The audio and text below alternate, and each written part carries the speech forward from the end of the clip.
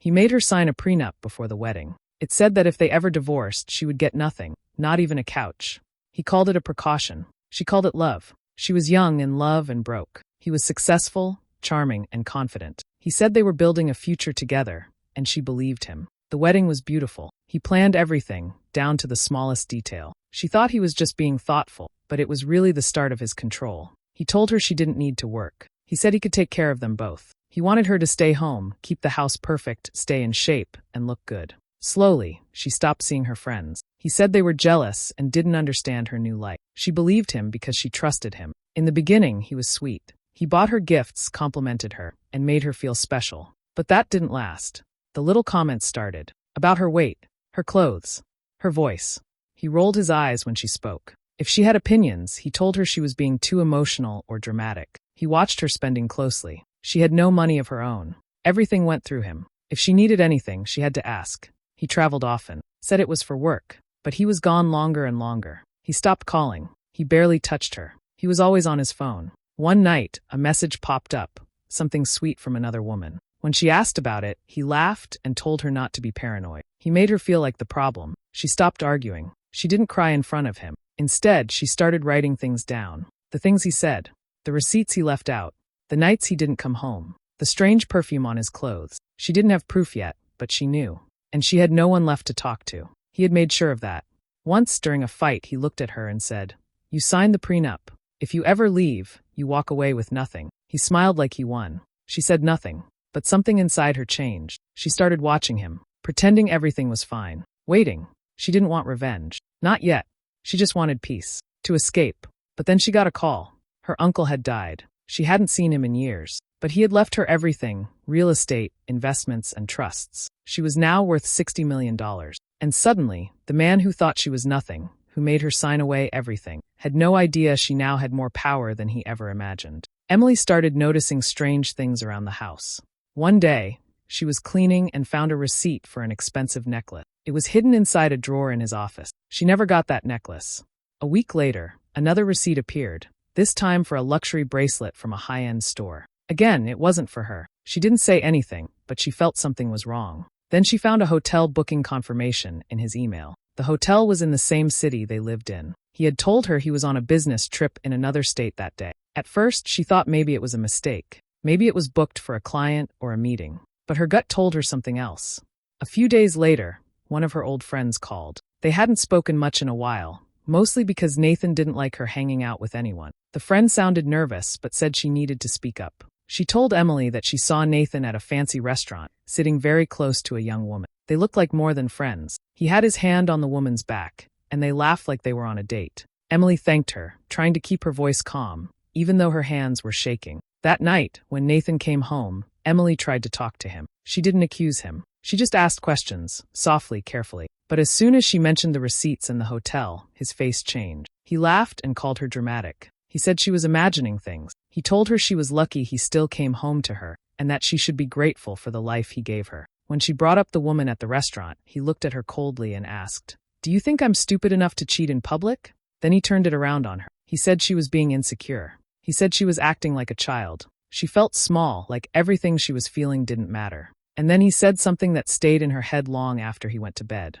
"You'd be smart to remember what you signed," he told her. The prenup. The paper that said she would get nothing. He didn't yell. He didn't need to. His words were enough. After that night, something changed inside her. She didn't argue again. She smiled when he walked in. She asked no more questions. But inside, she was making plans. She started keeping a notebook. She wrote down everything, the dates, the receipts, the things he said, the trips that didn't add up. She knew her words wouldn't be enough, so she needed proof. Quietly, without telling anyone, she hired a private investigator. She used a lawyer's referral and paid in cash from the small savings she'd managed to hide. The investigator promised to be discreet. Emily told him to look for anything that confirmed her gut feeling, because she already knew. Each day she waited. She cooked, cleaned, smiled, and played the part he expected. But now she had her own secret. She was no longer just watching him. She was preparing. A few weeks later, the private investigator called Emily. He had found what she feared. Nathan was having a long-term affair with a young woman named Sienna. She was a 24-year-old yoga instructor who worked at a studio near Nathan's office. The investigator had photos, videos, and messages between them. It wasn't just a fling. It had been going on for a long time. Emily sat quietly as she looked at the pictures. Nathan and Sienna were holding hands, laughing, and acting like a real couple. They had gone on trips together. He had taken her to the same hotel he once told Emily was booked for a business meeting. It was painful, but Emily didn't cry. Not anymore. The investigator gave her one more piece of information that shocked her. He found out that the affair didn't start recently. It had started before Emily and Nathan got married. That meant Nathan had been cheating on her from the beginning. And worse, he had made her sign that unfair prenup knowing he had someone else in his life. She remembered the day she signed the prenup. Nathan had said it was only a formality, something all smart couples did. He told her not to worry. He smiled, hugged her, and said it was just business. But now, looking back, she saw the truth. The prenup wasn't just to protect his money. It was written in a way that gave her no chance to fight it.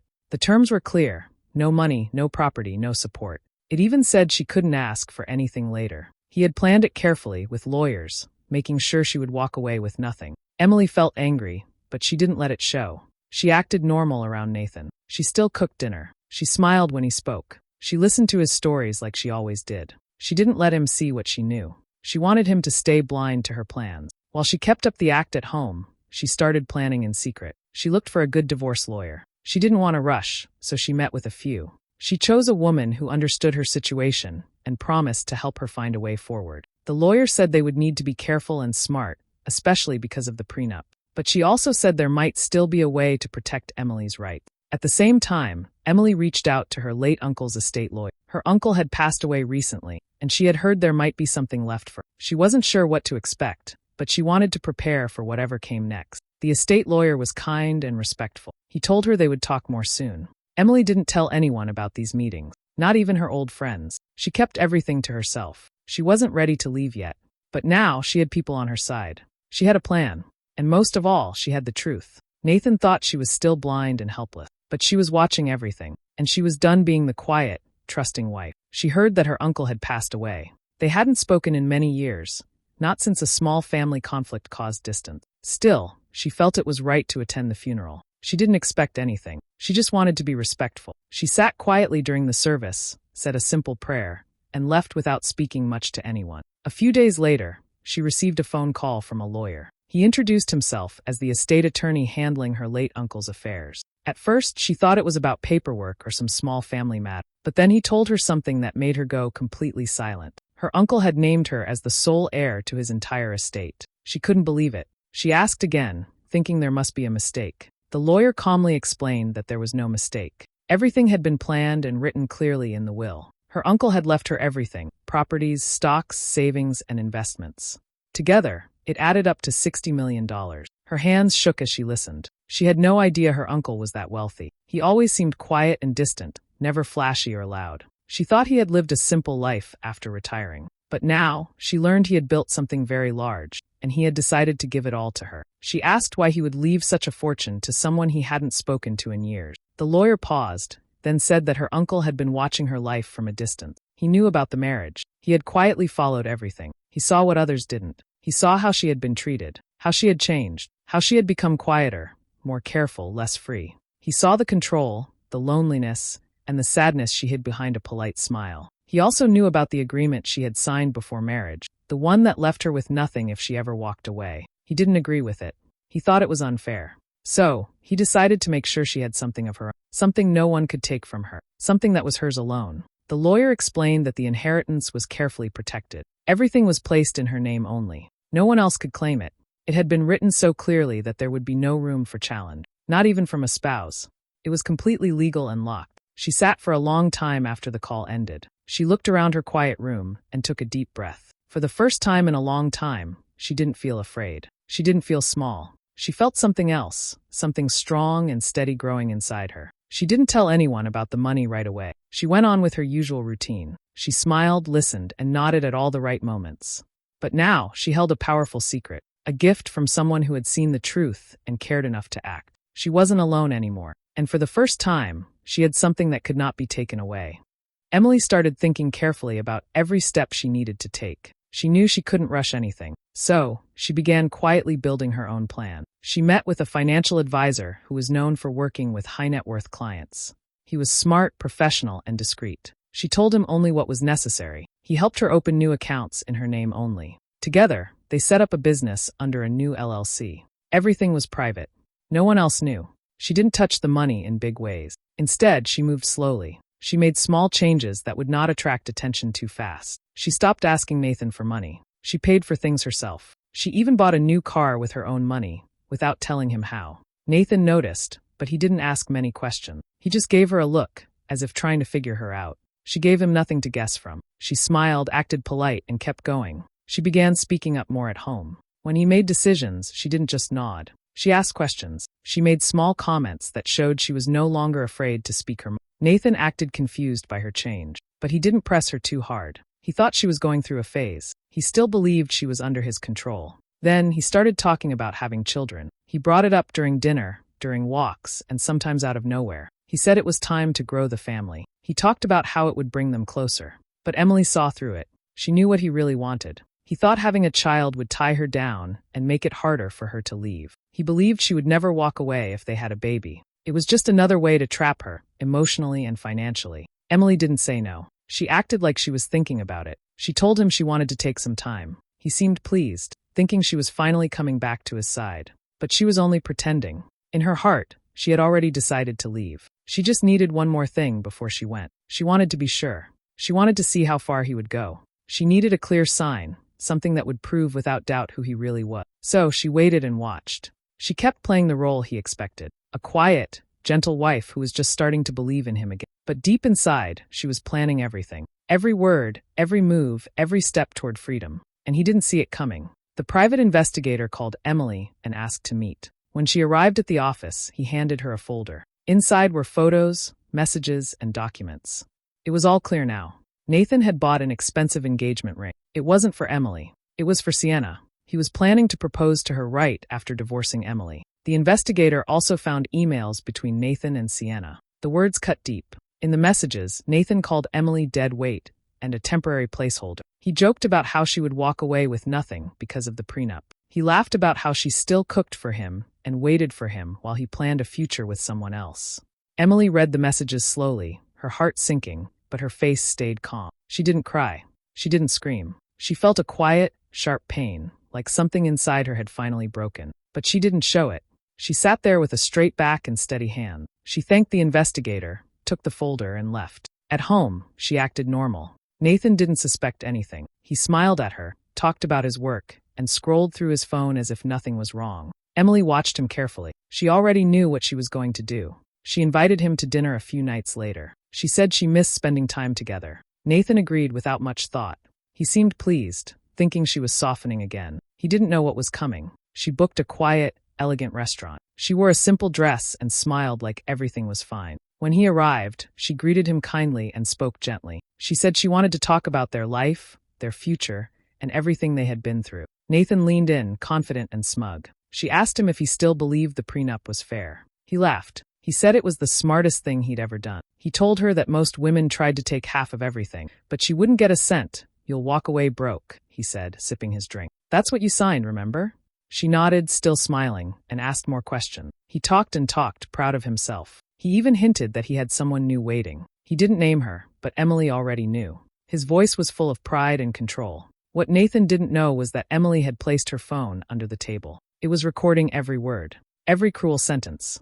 Every time he mentioned the prenup, the cheating, and his plan to leave her with nothing, it was all being saved. After dinner, Emily thanked him and said it was nice to talk. She kissed him on the cheek and went home. She sent the recording to her lawyer that same night, along with everything the investigator had given her. She didn't feel sad anymore. She felt ready. Everything she needed was in place.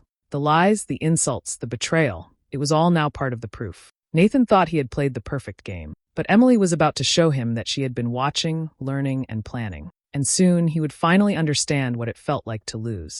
Nathan's birthday arrived, and Emily planned everything just as he expected. She acted like the perfect wife, kind, calm, and thoughtful. She helped organize a party at their home and invited all his friends, co-workers, and family. Everyone came, dressed nicely, bringing gifts and smiles. Nathan stood in the center of the room, proud and full of himself, thinking he had everything under control. Emily waited until the party was in full swing. Everyone was talking, laughing, and enjoying the evening. She stood quietly near the table, holding a small gift box. When Nathan turned toward her, she walked up to him and handed it over. He smiled and opened it in front of everyone. Inside the box were divorce papers and a flash drive. The room went silent. Nathan looked down at the papers, confused at first.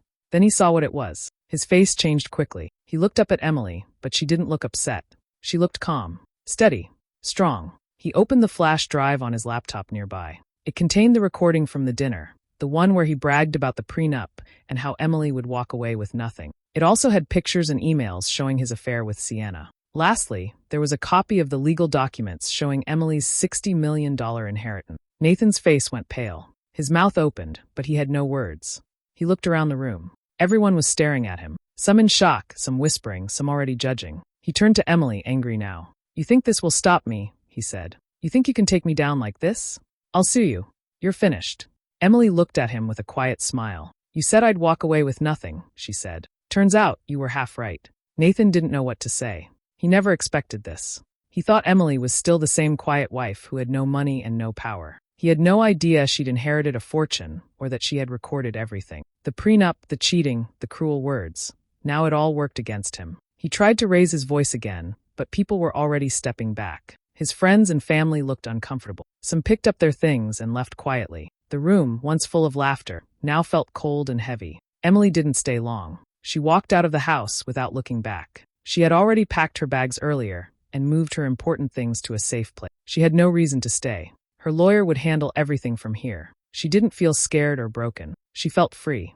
Nathan had built his world on lies and control. But now, it was all falling apart in front of the people who once praised him. And Emily? She had walked away, not with nothing, but with her head high, her heart clear, and a new life waiting. The court battle didn't last long. Everything he had once used to control her now stood against him. The prenup, which he thought would leave her with nothing, protected her completely. The judge saw the truth, clear evidence of cheating, manipulation, and emotional abuse. Nothing he said could change the facts. His anger and pride didn't help him anymore. Every time he tried to twist the story, the truth pushed back harder. After losing in court, his reputation began to fall apart. Business partners who once praised him started pulling away. Meetings were canceled, contracts delayed. Whispers filled boardrooms and dinner parties. People didn't want to be seen with him. They had heard the rumors about the way he treated his wife, about the lies, about the money game. Some had even seen the posts online. The woman he had been seeing secretly didn't stay quiet either. At first, she vanished from his life without warning. Then came the post. A long, honest message on her page where she told everyone how she had been fooled too. She said he promised her a rich life, said he called his wife useless and cold, and swore they'd be together once he was free. But once the money disappeared, so did the charm. She saw him clearly after that. Her words spread quickly, and many shared her story. In the middle of all this, a quiet strength was growing far from the noise. A peaceful house with wide rooms and soft light became a new beginning. No more walking on eggshells. No more hiding pain behind a polite smile. The silence there was calm, not cold. Every detail in the new home was chosen freely, not for show. A new project soon followed. Not something for attention or revenge, but for change. A foundation built for women, focused on helping those trapped in financial control or silent suffering. Lawyers, counselors, and volunteers joined in. Stories were shared, help was given, and strength was passed from one woman to another. It was more than charity. It was power handed back to the ones who had been told they had none. Attempts to reconnect were made. Messages sent, calls from new numbers, even flowers with notes. All ignored. There was nothing left to say. The past had spoken loud enough. Blocking him wasn't about hate. It was about peace. He had once believed she'd always need him, that she would never stand on her own. But now he stood alone, watching everything fall apart. No more control, no more admiration, and no one left to fool. She didn't need to look back. Everything ahead was hers to build. This time, no one else would hold the pen to her story. It had been months since everything ended. Life had changed, and the past felt far away. The pain, the anger, and the fear were no longer in control. Days were now filled with peace, work, and quiet strength. There was no reason to look back. But sometimes, life brings the past forward without warning. One afternoon, while walking out of a cafe, she saw him. Standing by the sidewalk, he looked very different. The man who once walked with pride and confidence now looked tired. His clothes were neat, but his face showed stress. The lines near his eyes were deeper. His smile was weak, like someone trying to hide too many problems. He noticed her too. His eyes widened a little, and then he walked toward her. She stood still, calm and quiet.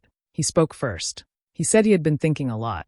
He said losing her was a mistake. He said she was the only woman who truly understood him. His voice was softer than before, almost like he was asking for forgiveness. She listened but didn't react. No anger, no surprise, only quiet understanding. When he finished, she looked at him and spoke clearly. "You're right," she said. "I didn't know who you were. That's why I left." He didn't respond right away. Maybe he didn't expect her to say that. Maybe he hoped for something else. But she didn't stay to see his reaction. She turned and walked away. Her steps were steady. Her heels clicked gently on the pavement. She walked to her car, a beautiful black luxury car that waited quietly nearby. She opened the door, sat down, and closed it with calm hand. The engine started, and the car moved smoothly away. He stood where she left him, watching the car disappear. She didn't look back. There was nothing left for her there. That part of her life was over. He was part of a story she had finished reading a long time ago. She didn't feel proud or angry. She felt done. Truly done.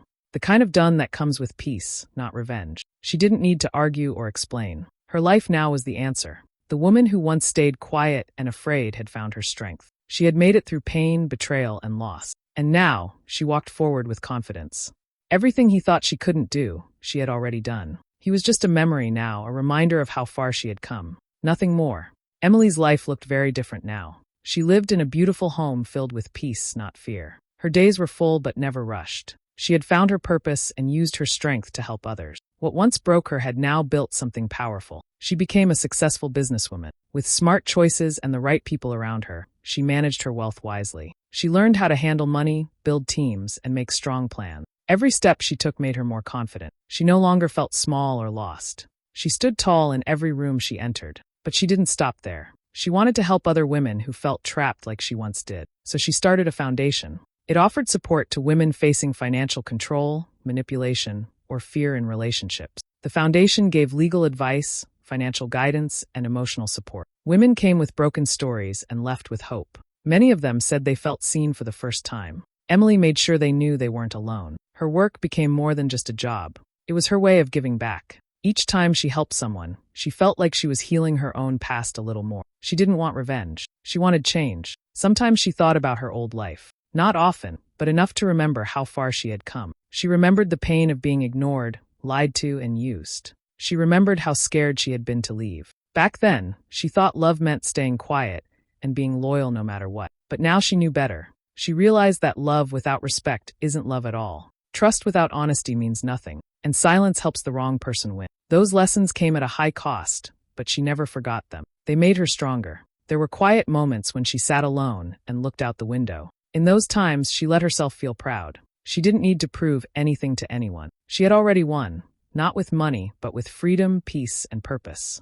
Many women wrote to her, thanking her for inspiring them. Some told her they had finally left hurtful marriages. Others said they felt brave enough to protect themselves with the right legal steps. She didn't need praise, but knowing she helped even one person made everything worth it. She no longer carried bitterness. She carried wisdom. Her past had taught her everything she needed to build a better future. And every now and then, she would smile to herself and think, "He made me sign a paper to leave with nothing. He forgot I could build everything without him." If Emily's story lit a fire in you, don't scroll without sharing it with someone who needs to hear this.